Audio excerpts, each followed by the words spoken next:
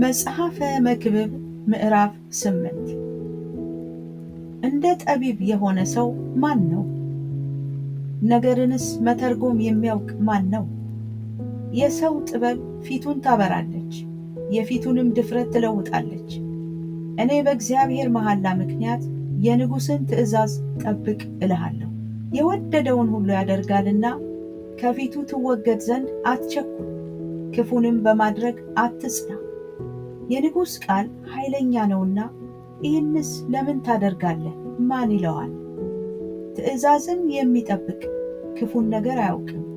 የጠቢብም ልብ ጊዜንና ፍርድን ያውቃል። የሰው መከራ በእርሱ ላይ እጅግ ስለሆነ ለነገር ሁሉ ጊዜና ፍርድ አለውና። የሚሆነውንም አያውቅም፣ እንዴትስ እንደሚሆን የሚነግረው ማን ነው? መንፈስን ለማስቀረት በመንፈስ ላይ ሥልጣን ያለው ሰው የለም፣ በሞቱም ቀን ሥልጣን የለውም።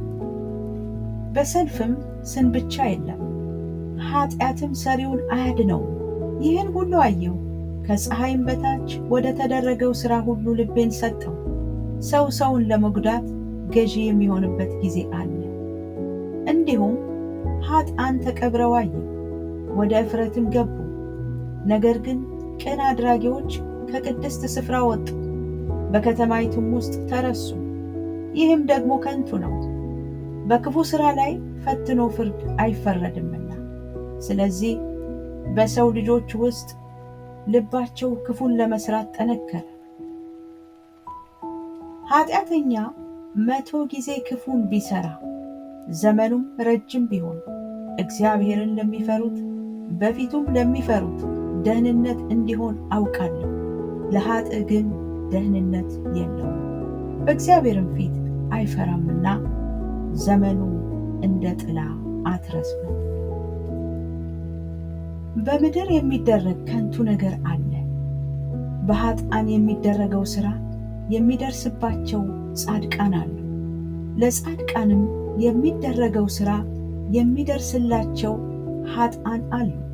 ይህም ደግሞ ከንቱ ነው አልኩ። ከሚበላውና ከሚጠጣው ደስም ከሚለው በቀር ለሰው ከፀሐይ በታች ሌላ መልካም ነገር የለውምና።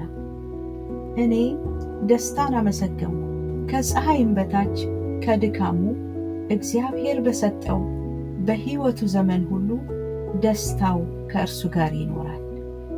ጥበብን አውቅ ዘንድ በምድር የሚሆነውንም ድካም አይ ዘንድ ልቤን ሰጠው። በቀንና በሌሊት እንቅልፍን በዓይኑ የማያይ አለና። ከፀሐይም በታች የተደረገውን ሥራ መርምሮ ያገኝ ዘንድ ለሰው እንዳይቻለው የእግዚአብሔርን ሥራ ሁሉ አየው። ሰውም ሊፈልግ እጅግ ቢደክም መርምሮ አያገኘውም። ደግሞ ጠቢብ ሰው ይህን አወቅኩ ቢል እርሱ ያገኘው ዘንድ አይችልም።